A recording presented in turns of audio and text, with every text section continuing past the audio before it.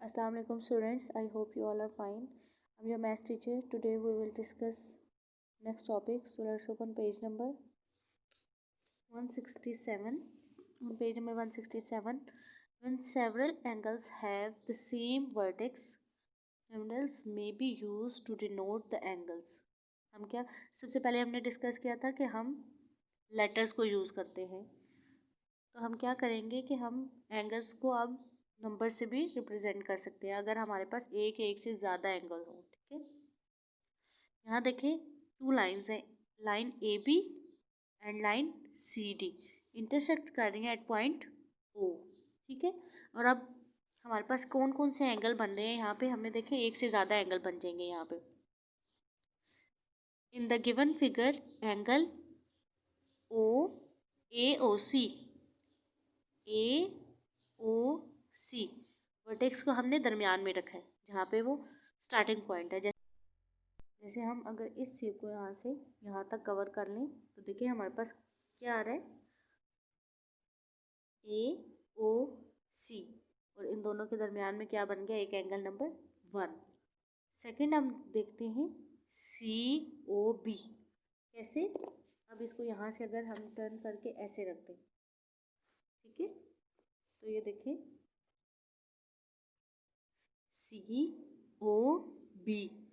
COB के दरमियान हमारे पास ये देखिए अब ये एंगल इस टाइप का बन रहा है और यहाँ पे एंगल नंबर 2, इन दोनों के दरमियान ये डिग्रीज में अगर मेजर करें तो ये हमारे पास एंगल नंबर 2। अब देखिए नेक्स्ट क्या है, एंगल BOD। हमने क्या करना है, इसको इस तरीके से रख के देखते हैं।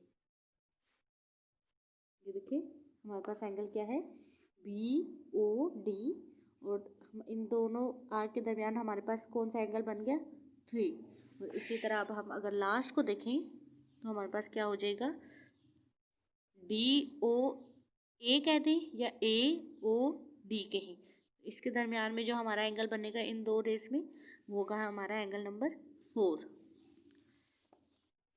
व्हेन टू लाइंस AB, यही बात जो मैंने आपको बताई थी, AB जो लाइन है एंड CD, ये जो लाइन है CD, intersect at point O, आपस में इंटरसेक्ट हो at point O, 4 angles are formed. कितने एंगल्स बने हमारे पास, 1 2 3 4, तो हमारे पास 4 एंगल बन गए। अब हम कंपैरिजन देखते हैं कि एंगल्स को कंपेयर कैसे करते हैं। Comparison of angle, an angle is the amount of turn between two straight lines that have common vertex. This turn determines the size of an angle. कहते हैं कि जब दो लाइंस हमें एक पॉइंट पे मिले जहाँ पे कॉमन वर्टेक्स हो उनका, जहाँ पे वो इंटरसेक्ट करें, जैसे एक ये और एक ये, इन दोनों ने आपस में इंटरसेक्ट किया एट पॉइंट B। इसी तरह इसमें देखें तो F और D ने कहाँ पे इंटरसेक्ट किया, एट पॉइंट E। तो इन दो के दरमियान में जो फासला होता है वो हमारा एंगल होता है और यही डिटरमिन करता है साइज ऑफ एंगल। ठीक है, नेक्स्ट अब इन्हीं दो को देखते हुए क्या लिखा हुआ है यहाँ पे, one can see that angle DEF, इस शेप में angle DEF is greater than, ये बड़ा है, देखिए इन दोनों का फासला और इसका फासला, फर्स्ट कर लें कि ये 2 है, ठीक है, 2 पॉइंट्स, और ये देखें 4, तो इट मीन्स 2 बड़ा है 4 से। इसी तरह देखें angle is greater than angle ABC, कि हमारा ये जो एंगल है इन दोनों के दरमियान में बनने वाला एंगल हो सकता है ये 45 डिग्री का हो और ये 30 डिग्री का हो, तो 45 30 से बड़ा है, is greater than angle ABC, because क्यों बड़ा है, the gap between the arm is greater, इसमें जो इसकी आर्म्स के दरमियान में जो फासला है वो बड़ा है इसके निस्बत। दिस इज एक्सप्रेस्ड एज, इसको अगर हम, पहले हमने कहा कि ये जो है इससे बड़ा है, हम इसे ये भी कह सकते हैं कि angle DEF is greater than angle ABC, यानी पहले हमने रिटन फॉर्म में कहा, अब हमने इसको सिंबॉलिक फॉर्म में लिख के बताया है। नेक्स्ट क्या है, sometime the difference between angles like UVW, look at this, UVW and XYZ is so small that is not easy to say which angle is greater or smaller. बाज़ दफ़ा इनका फासला इतना छोटा ऐसा होता है कि हमें ये गैस करना आसानी से नहीं पता चलता कि ये कौन सा जो है बड़ा एंगल है हमारे पास. A better solution would be to keep them together edge to edge. इसका एक बेहतरीन सोल्यूशन क्या है कि अगर हम दोनों के जो है दोनों डायग्राम्स को एक डायग्राम में कन्वर्ट करके देखें तो हमें पता चल जाएगा ये कौन सा बड़ा है. अब देखिए हमने क्या किया, सबसे पहले इस एंगल को बनाया, तो ये है एक्स वाई जी. फिर हमने इसको किया इस डायग्राम में बनाया यू वी डब्ल्यू. अब देखिए जो एक्स वाई का गैप है वो यहाँ तक है और नेक्स्ट का जो गैप ये देखें थोड़ा सा ज़्यादा है उससे. इट मीन्स इस ये जो है वो स्मॉलर है और ये जो एंगल है हमारा ग्रेटर है. ठीक है. On the next page 168 there are types of angles. Observe the angle formed between two fingers of your hand. आपने अपने हाथ की दो उंगलियों के दरमियान में बनने वाले एंगल्स देखने हैं. By moving your fingers close or further apart you can from different angles. आपने क्या करना है, पहले उन दोनों उंगलियों को करीब लाना है और फिर दूर और इनके दरमियान में बनने वाले एंगल्स को ऑब्जर्व करना है. ठीक है. You can form different angles. आप क्या करेंगे, इससे हम क्या बना सकते हैं, डिफरेंट एंगल्स. और आप इन एंगल्स को क्या क्या नाम देते हैं, क्या क्या इनकी टाइप्स हैं, इसको क्या कहते हैं. Angles are classified according to their size. Angles को क्या किया गया है, क्लासिफाइड ग्रुप्स में डिवाइड किया गया है इनके साइज के अकॉर्डिंगली. सबसे पहला हमारा है एंगल राइट एंगल. कौन सा एंगल राइट एंगल होता है, right angle is of 90 degree. ये एंगल होता है 90 डिग्री का.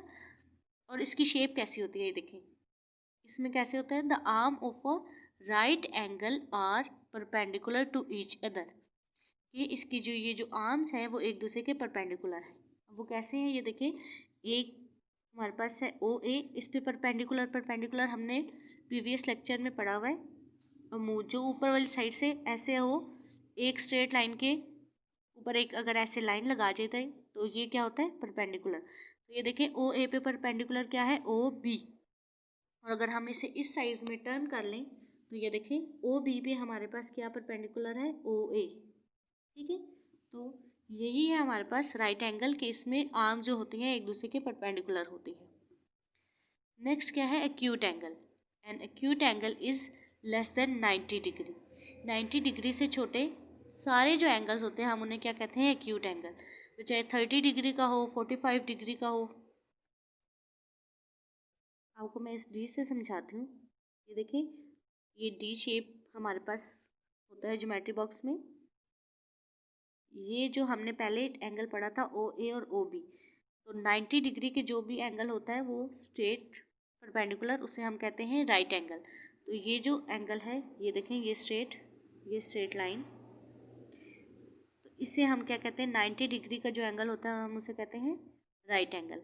अब नेक्स्ट हमने क्या डिस्कस किया यहाँ पे, angle that is less than 90 is called acute angle. वो सारे एंगल्स जो कि 90 से लेस हो, मीन्स 80, 70, 60, 50, 40, 30, 20 एंड 10, इस एरिया में जो हमारे एंगल आते हैं वो क्या कहलाते हैं, एक्यूट एंगल. जैसे कि ये देखें शेप में बना हुआ है. तो अगर हम अपना डी जो है इस पॉइंट पे रखें उसको मेजर करें तो ये जो है 90 का बिल्कुल स्ट्रेट होता है. इट मीन इस साइड पे आने वाले सारे जो एंगल हैं वो क्या है, एक्यूट एंगल इस साइड पे. अब आते हैं नेक्स्ट हमारे पास क्या है, obtuse angle. An obtuse angle is more than 90 but less than 180. वो एंगल जो 90 से बड़े होते हैं बट वो छोटे होते हैं 180 से, but less than 180 is called obtuse angle.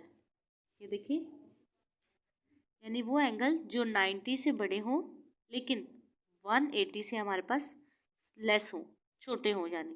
तो इस एरिया में आने वाले सारे एंगल क्या कहलाते हैं, हमारे ऑब्ट्यूस एंगल. ठीक है. अब ये देखिए यहाँ पे अगर हम एक स्ट्रेट लाइन बनाए 90 डिग्री के एंगल की और इसको यहाँ से स्ट्रेट लाइन कर दें।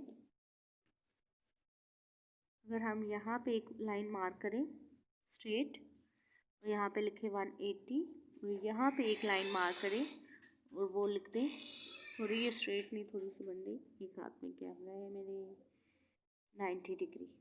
तो 90 डिग्री से ग्रेटर और 180 डिग्री से स्मॉलर, जहाँ इस एरिया में जो भी हमारे पास एंगल आते हैं वो क्या कहलाते हैं, ऑब्ट्यूस एंगल। नेक्स्ट हमारे पास है क्या, straight angle. A straight angle is of 180. A straight angle from a straight line. The arm of a straight angle extend to opposite direction. यानी वो एंगल जो बिल्कुल एक स्ट्रेट लाइन बनाते हैं और इसे दोनों एंड से एक्सटेंड किया जा सके वो क्या कहलाते हैं, 180 डिग्री। ये देखिए 0 से 180 ये जो एंगल होता है, ये स्ट्रेट लाइन, ये क्या कहलाता है, स्ट्रेट एंगल। नेक्स्ट है हमारे पास रिफ्लेक्स एंगल। रिफ्लेक्स मीन अक्स। Reflex angle is more than 180 but less than 360। जैसे हमारा ये देखिए, अगर हम सर्कल को हाफ करें तो हमारे पास डी शेप बनती है, सेमी सर्कल जिसे हम कहते हैं। सेमी सर्कल होता है 180 डिग्री का। जैसे हमारे पास सर्कल का हाफ सेमी सर्कल क्या होता है, 180। देखते हैं इसको,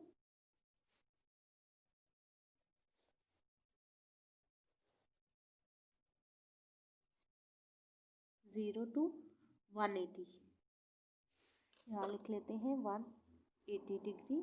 इसी को अगर हम टर्न करके इस साइड पे रखें, ठीक है, तो ये हमारे पास फुल सर्कल हो जाएगा।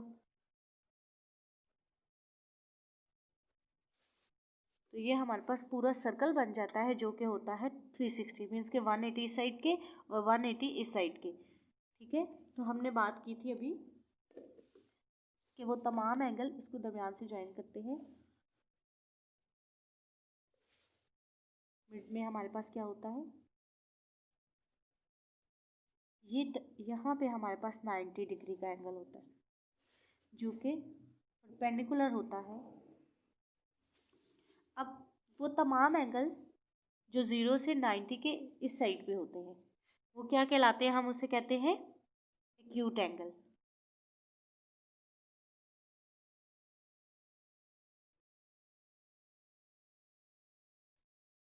फिर आता है 90 डिग्री का एंगल, इसे हम क्या कहते हैं, ये देखिए एक स्ट्रेट लाइन है ना, एक लाइन है जो कि परपेंडिकुलर है 0 इस पे, तो हम इसे क्या कहेंगे, राइट एंगल।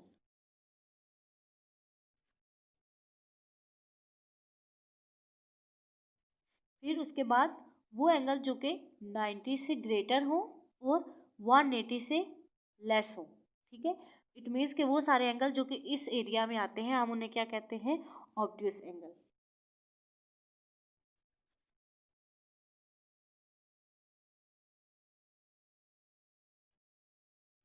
अब हम बात कर रहे थे, उसके बाद आता है स्ट्रेट एंगल जो कि बिल्कुल एक स्ट्रेट लाइन बनाता है। इसे हम क्या कहते हैं, जिसको दोनों एंड से एक्सटेंड किया जा सके, बढ़ाया जा सके, उसे हम कहेंगे स्ट्रेट एंगल।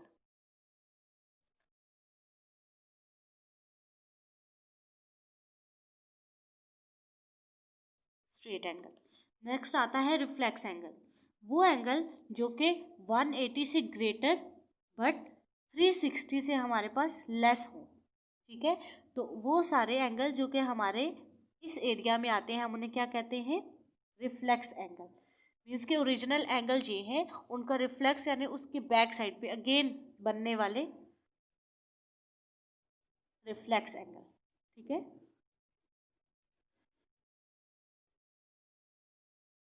नेक्स्ट हमारा आता है एक angle complete angle. Complete angle measures 360। A complete angle is an angle where one line segment has turned a full circle and comes to rest on the first line segment. The two arms of a complete angle coincide. अब मैं आपको इसको बताती हूँ। अब ये हमने एक कंपास लेना है, ये हमने कंपास लिया, हम कंपास की मदद से जो भी एंगल्स बनाएंगे, नेक्स्ट मैं आपको सिखाऊंगी कि हम इससे कैसे एंगल बनाते हैं। तो वो एंगल